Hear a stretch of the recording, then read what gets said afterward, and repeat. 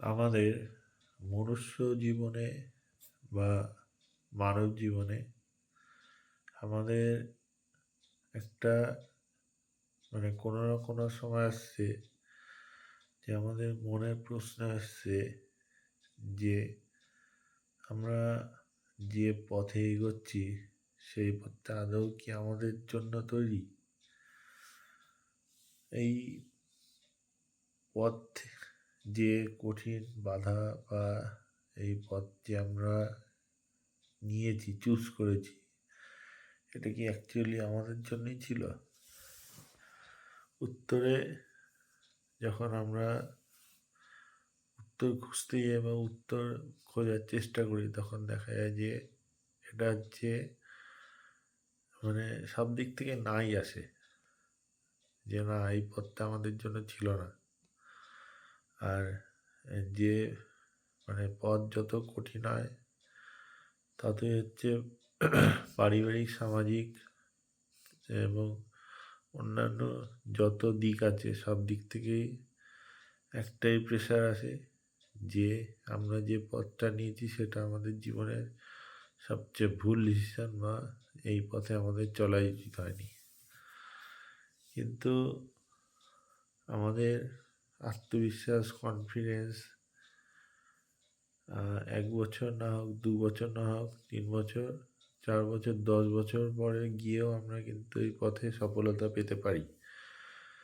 কিন্তু আমাদের ওই পাশে দাঁড়িয়ে থেকে যে মানুষটা কাঁধে হাত দিয়ে বলবে যে না, আমি পাশে দাঁড়িয়ে আছি, তুই এই পথ ধরে চল, যত বাধা, যত বিপত্তি, যত অসুবিধে আসুক আমি ঠিক সামলে নেব, সেরকম একটা মানুষ পাওয়া খুব কষ্টকর বা দুঃসাধ্য ব্যাপার। আমরা পথে একাই লড়াই করতে করতে যখন আমরা সেই উচ্চতার শিখরে গিয়ে পৌঁছে যাই, তখন হাজারটা মানুষ আমাদের সেই সফলতা এবং উচ্চতাকে নিয়ে বাহবা জানাতে আসে। কিন্তু তার পেছনে যে আমাদের কতটা স্যাক্রিফাইস, কতটা কষ্ট এবং কতটা রক্ত জল করতে হয়েছে তার এক বিন্দু কেউ জিজ্ঞেস করে না।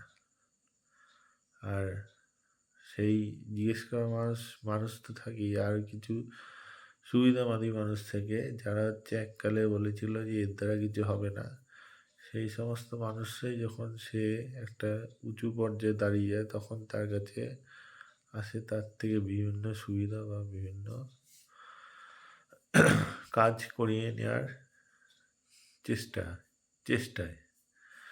তা যে হচ্ছে এত কঠিন পথ পেরিয়েছে, সে তো প্রত্যেকটা মানুষ, প্রত্যেকটা ক্যারেক্টার, প্রত্যেকটা চরিত্রকে সে তো দেখে এসছে। তাই সেই যে সব চরিত্র কাল্পনিকের মতোই যদি এলোমেলো করে সব খুঁজে বেড়ায়, তাহলে কিন্তু সবাইকে বিশ্বাস করে নিয়ে কি সবশেষে ঠকতে হবে। কিন্তু যেহেতু সেই কঠিনতা পেরিয়ে এসে মানুষকে চিনতে শিখেছে, তাই হয়তো সে সহজেই কাউকে আর বিশ্বাস করতে পারে না।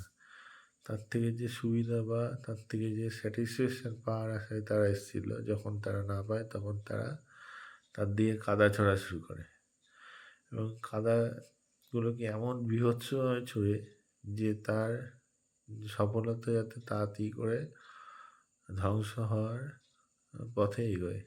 কিন্তু ম্যাক্সিমাম ক্ষেত্রেই দেখা যায় যে যে কাদাটা ছুঁড়েছিল সেই কাদাটা কিন্তু নিজের গায়েই এসে পড়ছে। আর এই কাদা ছোড়াছুড়ি খেলায় মানুষ, আধুনিক যুগের মানুষ এত মত্ত যে একবারও সামনের লোকটার পজিশন বা সামনের লোকটার ফিউচার কী হবে তা না ভেবে ঠিক তার গায়ে কাদা ছুঁড়ে মেরে দেয়, এবং নিজে হচ্ছে এমনভাবে সাইড হয়ে যায় যে যাতে হচ্ছে তার কোনো দোষই নেই বা তার কোনো অস্তিত্বই নেই। তা তা তখন হচ্ছে সামনের পক্ষে যে যার গায়ে কাদা ছড়ালো সে তো নিজেকে এতদিন ধরে লড়েছে, এতদিন ধরে স্ট্রাগল করেছে, তার মেন্টালিটি তো স্ট্রং হয়ে গেছে, সে সামলে নেয়। শুধু ভাবে যে এতদিন যখন এত কিছু সহ্য করলাম, না হয় এটা সহ্য করেনি। এবং সহ্য করার পরে যখন সে দেখে যে তার একজন আহ, সবচেয়ে চেনা এবং প্রিয় মানুষই তার দিকে কাদা ছুঁড়েছে, তখন তার দুঃখ হয় না, তার রাগ হয় না। সে হচ্ছে একটা চুপ, একটা শান্ত, একটা গভীর আঘাত পাওয়া ব্যক্তিতে পরিণত হয়ে মৌনতা ধারণ করে নেয়। এবং এই মৌনতা যখন তার কাছে, মানে সেই যে কাদা ছিঁড়েছিল তার কাছে অসহ্য হয়ে পড়ে, তখন সে তাকে বারবার করে বিরক্ত, উত্ত্যক্ত এবং তার অ্যাটেনশান পাওয়ার চেষ্টা করে। কিন্তু যে বা যার গায়ে কাদা ছড়াইছিল সে যখন জেনেই গেছে যে এই সম্পর্কে কোনো অস্তিত্ব বা কোনো আহ, মানে তার আর মানে দরকার প্রয়োজনই মনে করে না, তাহলে তাকে কেন সে তার জীবনে ভ্যালু দেবে? আর যখন সেই সামনের পক্ষকে কাদা ছিঁড়ে, যখন সে দেখে যে তার সেই কাদা ছড়া ব্যক্তির জীবনে তার কোনো ভ্যালু নেই, তখন সে আরও ক্রোধে, আরও হিংস্র, আরও ক্ষিপ্ত হয়ে ওঠে এবং তাকে নানাভাবে ক্ষতি করা, নানাভাবে তার মানে তাকে অপদস্থ করার চেষ্টা করে। কিন্তু ওই বলে না যে কয়েনের যদি এক পিঠ খসখসে আরেক পিঠ সমান হবে, সেরকমই সেই মাছটা তো জানে তাকে কতটা সংঘর্ষ করতে হয় এই জায়গায় পজিশনে যাওয়ার জন্য। তাই সে ওই দিকে না তাকিয়ে সে তার নিজের কাজ বা নিজের কর্ম বা নিজের যে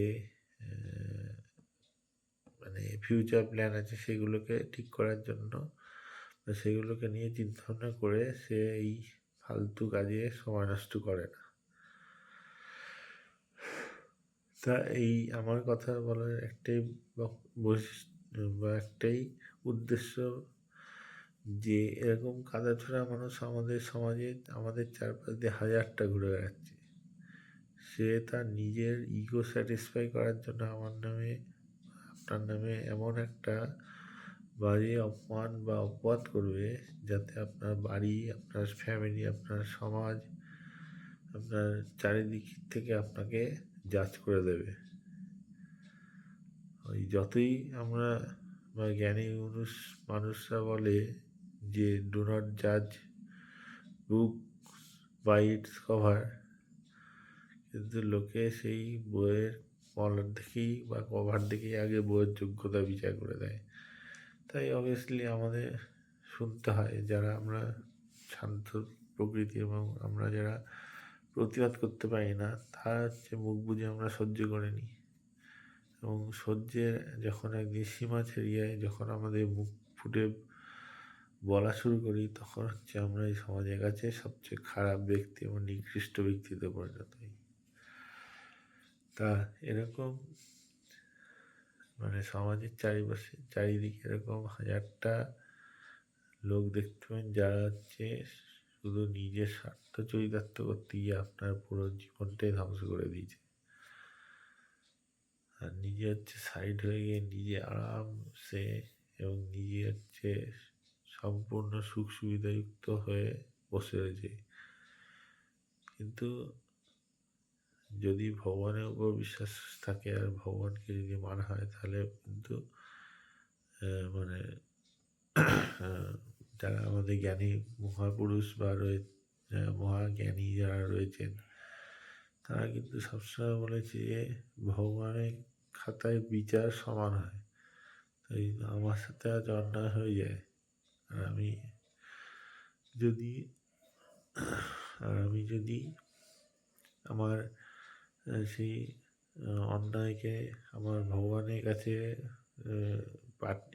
বা ভগবানের কাছে সমর্পণ করে দিই, তাহলে কিন্তু সেই যে আমার প্রতি অন্যায় করেছে বা আমার সাথে যে ব্যবহার করেছে তার যে বদলা বা তার যে মানে তার যে পরিস্থিতি তৈরি হয়, সেই পরিস্থিতি হয়তো চোখে দেখার মতো আর থাকে না। তা আমার কথা হলো যে এই সমস্ত দুমুখো বিষাক্ত সাপযুক্ত লোকেদের থেকে দূরে সরে থাকতে হবে। আমাদের ফ্যামিলিতেই হোক না কেন আর নিজের সবচেয়ে কাছের মানুষই হোক না কেন তাকে অন্তত দূরে সরিয়ে রাখতে হবে। আর দ্বিতীয়ত হচ্ছে নিজেকে নিজের কাজে একদম সম্পূর্ণ ফোকাস রাখতে হবে যে আমি এটা করবই, আমাকে এটা করতে হবে। ১ বছর, ২ বছর, ৩ বছর, ১০ বছর যে কোনো টাইমে আমি এটা করে সফলতা আনবই। আর তৃতীয় হচ্ছে যে নিজেকে মানে নিজের রাগ, ইমোশন এবং নিজের লাইফস্টাইলকে একটা ডিসিপ্লিনের মধ্যে আনতে হবে। সেই কাদা ছোঁড়া ব্যক্তি আপনাকে রাগানোর জন্য উৎসাহী বা আপনাকে রাগানোর জন্য আরও ১০০০টা বাজে কথা বলে দেবে। কিন্তু তাতে যদি আপনি রেগে গিয়ে তার প্রত্যুত্তরে কিছু বলেন তাহলে কিন্তু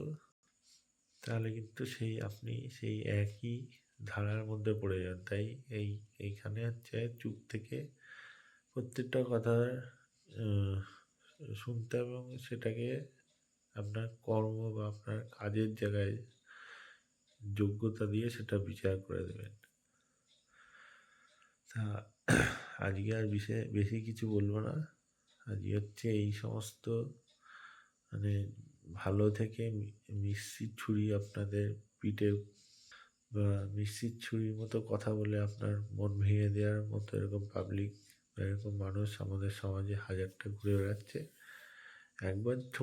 মানুষ একবার ঠকেই শেখে। আর এই একবার যদি ঠকে যাওয়ার পরে দ্বিতীয়বার তাকে চান্স দেন তাহলে বলতে হবে যে আপনার এটা বোকামি বা আপনার মাথা মোটা কাজ। আর এই সমস্ত লোককে একবারই চান্স দেওয়া উচিত, দ্বিতীয়বারের জন্য আর কিচ্ছু রাখা উচিত না। একবার চলে গেছে আপনি বুঝতে পেরেছেন, দ্বিতীয়বার যেন আর সে ফিরে না আসে এবং তার যে সমস্ত কাজকর্ম সেগুলো থেকে আপনি নিজেকে গুটিয়ে ফেলুন এবং আপনার নিজের কাজের দিকে ফোকাস করুন এবং পরবর্তীকালে আপনার সেই কাজ দিয়ে তারকে যোগ্য জবাব দেওয়ার চেষ্টা করুন। আজ এই পর্যন্তই, কালকে আবার নতুন কোনো বিষয় নিয়ে কথা বলবো।